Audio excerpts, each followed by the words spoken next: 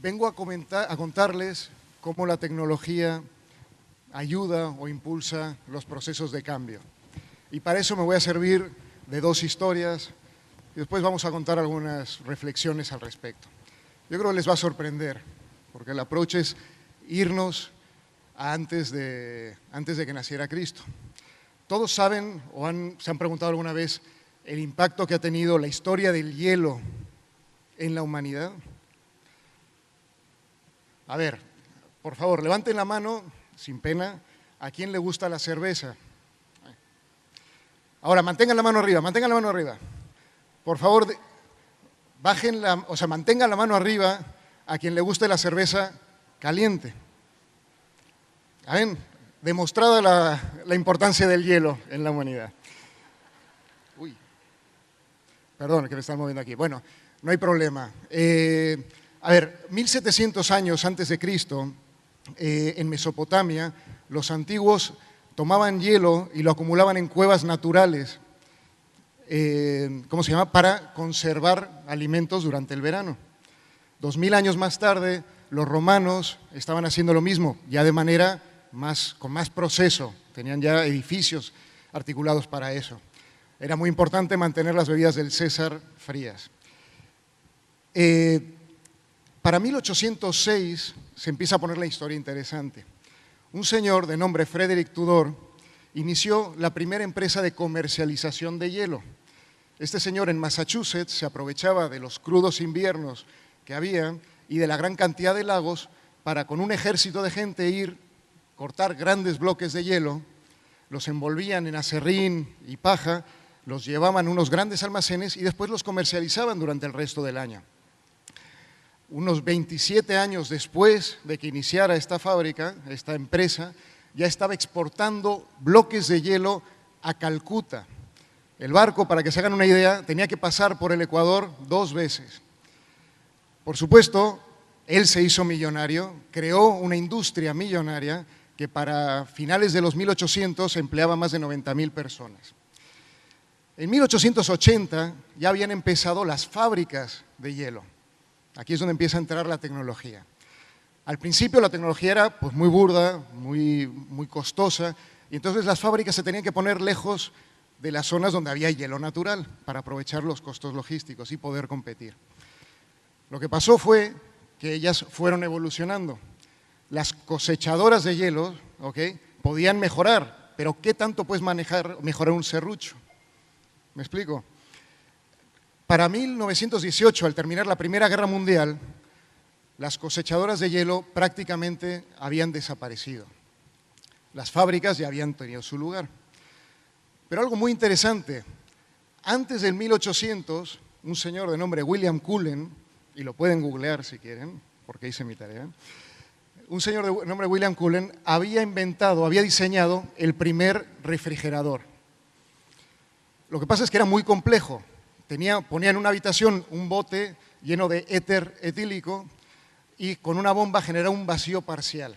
Al generar ese vacío parcial se producía una reacción química mediante la cual el éter hervía absorbiendo el calor de la habitación, en efecto generando frío. A mí eso me suena medio radiactivo, entonces yo no lo querría tener en mi casa. Entonces, obviamente, comercialmente no funcionó. Pero esa tecnología fue evolucionando mientras pasaba la edad de oro de las cosechadoras y posteriormente la edad de oro de las fábricas de hielo. Llegó un momento, para 1922, donde ya había refrigeradores comerciales. El problema era el precio, costaban más que un coche Ford modelo T. No fue sino hasta 1927 que General Electric produjo y vendió el primer refrigerador que comercializó más de 1 millón de unidades. En efecto, matando las fábricas de hielo. Las cosechadoras duraron poco más de 100 años, las fábricas de hielo poco más de 40. Al final triunfó una tecnología que parecía que iba subyacente a este proceso. Pero aquí es donde está. Se pueden tener muchas reflexiones a este respecto, pero la que me interesa es una en particular. No hubo una conspiración. funciona. No hubo una conspiración. La tecnología de Cullen era conocida por las cosechadoras y las cosechadoras conocían lo que estaban haciendo las fábricas. Decidieron no hacer nada.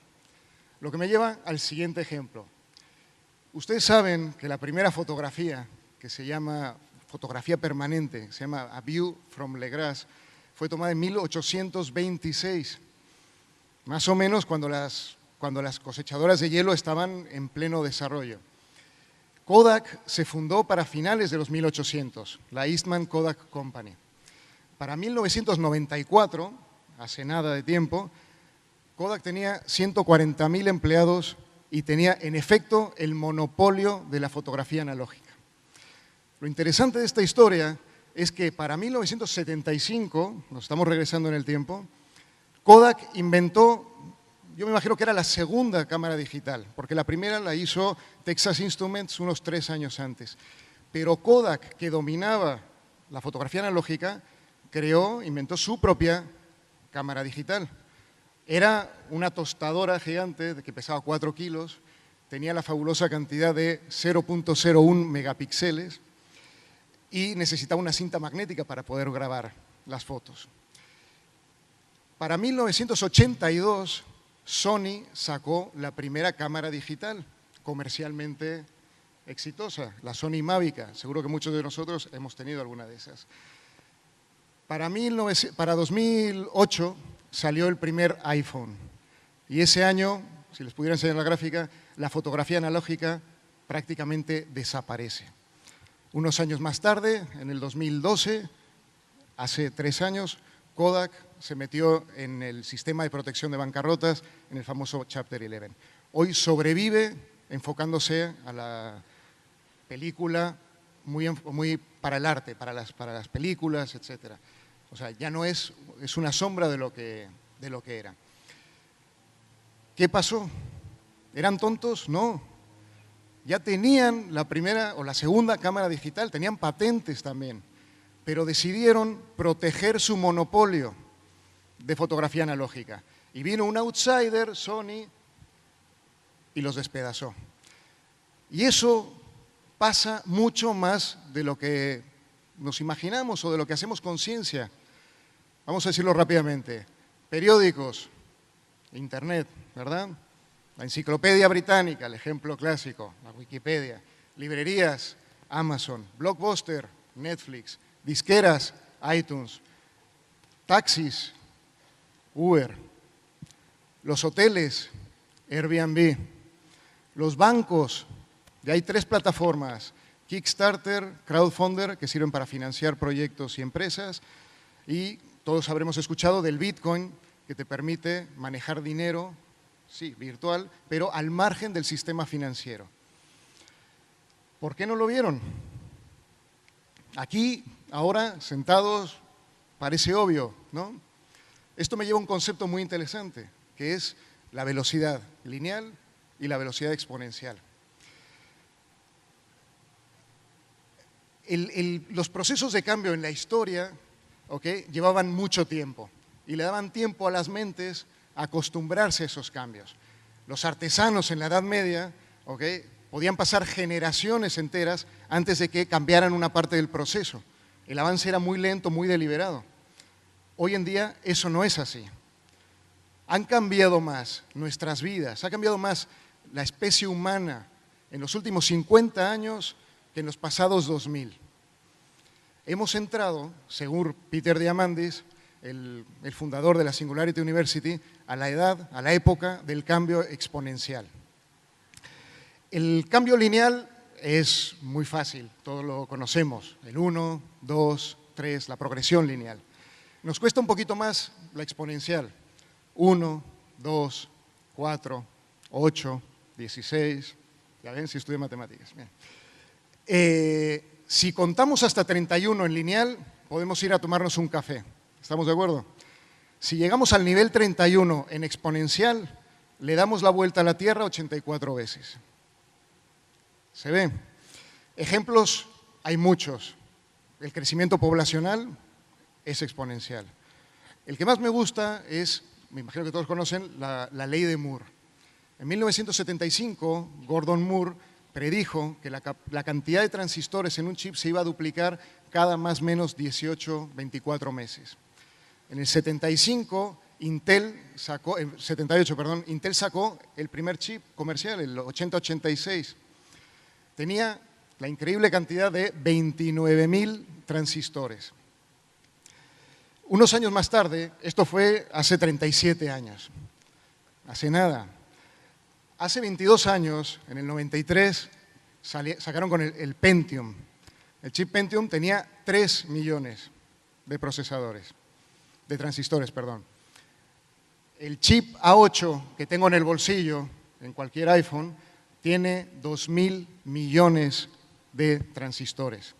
Esto es alrededor de 69.000 veces la capacidad de procesamiento que tenía un chip que salió en el 78, a la vuelta de la esquina. ¿Qué va a pasar en 10 años? Esa es la pregunta. Juntamos estas cosas y lo llevamos ya al mundo de la educación. Si hay algo que me queda claro, viendo la historia, es que el ser expertos en un tema, el tener la información, el conocer, el saber qué pasa, el tener los contactos, el tener patentes, el haberlo visto, no garantiza la supervivencia. ¿Ok? Hay que actuar. Y señores, la ola de cambio ya pasó, o sea, tenemos que sumarnos ya. Vamos a contar algunos de los temas que estoy seguro que todos conocen, pero para ponerlos en perspectiva de lo que está pasando en el mundo de la educación. Hablando de tecnología. Por supuesto, Internet, que está en la base de todo. Gamificación y juegos de video. No hay mejor forma, a mi criterio, controversial, de contar una historia, aprovechando a Leonardo Padrón aquí, en el lenguaje de los chicos que los juegos de video. ¿Ok? Los atrapa, pero lo que nos preocupa muchas veces, bueno, es que los atrapa. Bueno, pero que nos preocupe no el que los atrapa, es el por qué los atrapa y qué podemos hacer para que los temas que queremos que los atrapen, de verdad los atrapen. Y la gamificación. Big Data, Learning Analytics y el Adaptive Learning. Todo eso que está por ahí metido nos está dando y nos va a dar una cantidad alucinante de información sobre los chicos que están en nuestras escuelas. ¿Cómo la podemos aprovechar? ¿Cómo podemos personalizar la instrucción para cada chico, para que lo aprenda mejor? Ojo, no estoy diciendo que eso sea el no va más y que esto excluya el resto. Es un elemento más a tomar en cuenta, pero lo tenemos que estudiar, nos tenemos que meter. El Flipped Classroom, los Blended Learning y los MOOCs, los Massive Online Open Courses, donde le dan un entorno virtual a los chicos para que puedan aprender en todos lados, donde quieran, donde pueden interactuar entre ellos, donde pueden poner mensajes en foros, donde pueden trabajar en equipo. ¿Ok? ¿Cómo vamos a trabajar con esto? Los SOLES, que es parte de lo mismo, pero con otra intencionalidad. Los Self-Organized Learning Environments, popularizados por Sugatra Mitra. Me imagino que todos conocemos, y si no, por favor, busquen Hole in the Wall, un hoyo en la pared. El proyecto que él hizo en las zonas pobres de Calcuta, donde puso computadoras en agujeros en la pared. Y se quedó sorprendido, y es lo que transmite, de cómo los chicos se organizaban entre ellos mismos para aprender, para enseñarse, yo sé usar el mouse, yo sé esto, mira, yo te enseño esto otro. Y de nada, sin ninguna interacción con ningún adulto, los chicos, bueno, tuvieron resultados increíbles. A hole in the wall. Y después pasamos ya al terreno pues, más propio de ciencia ficción, pero que ya empieza a ser una realidad. ¿Okay? Realidad virtual. Facebook compró el Oculus Rift, no sé cuántos millones se gastó en eso. ¿Hacia dónde va esto? La realidad virtual, los mundos virtuales. La impresión 3D está cambiando la manufactura. ¿Cómo podemos meternos en eso?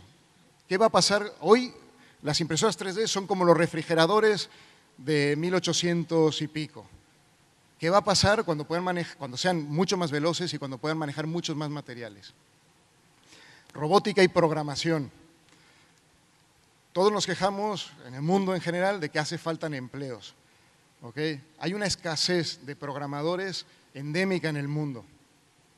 En Estados Unidos, el programador promedio gana un 60-70% más que el PIB per cápita del país. ¿Okay? Es el otro lenguaje del futuro. Y por supuesto, el Internet de las cosas. ¿Cómo vamos a entretenernos? ¿Cómo vamos a trabajar? ¿Cómo vamos a consumir? ¿Cómo vamos a estudiar? Cuando todo esté conectado con todo. ¿Qué va a pasar ahí?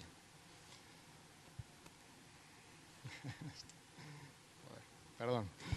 Bien, toda esta información, ¿okay? O todos estos datos, o todos estos proyectos, están al alcance de todos. Cualquier búsqueda en Internet, en Google, ¿okay? Nos va a arrojar una cantidad de resultados increíbles para poder investigar esto. Pero el tema es que hay veces que da la impresión que como las cosechadoras de hielo y los fabricantes en su época y Kodak en su momento, no hicieron caso. Entonces parece que o no vemos o si vemos no hacemos nada. Sí, ya lo sé, ya me acabaron el tiempo. A ver, un momentito que me devuelvan aquí. Esto. A ver, bien, rapidísimo. El cambio del aula ha sido lineal y el mundo está cambiando de forma exponencial. En 1635 se fundó la primera escuela pública en Estados Unidos, la Latin Boston School. Quiero que hagan un ejercicio rapidísimo. Imagínense un aula de esa escuela. Y ahora pasemos a una aula nuestra. ¿Hay cambios? Por supuesto. ¿Ha avanzado? Sí, por supuesto. Pero ahora volvamos. 1635. ¿Cómo era la medicina en esa época? ¿Cómo era un quirófano, si es que existían? ¿Y cómo son ahora? Ha avanzado, pero mucho más, ¿verdad? El transporte, yo creo que eran carretas, caballo, lo que sea, ¿no? ¿Cómo nos transportamos ahora? La energía, las comunicaciones. Nos hemos quedado en el tiempo, parece ser. Las preguntas para terminar. ¿Cómo será la pedagogía en 10 años? Las escuelas, las clases, los profesores. ¿Quién los habrá diseñado? ¿Quién los estará operando? ¿Nosotros? La historia dice que no. ¿Qué dicen ustedes? Muchas gracias.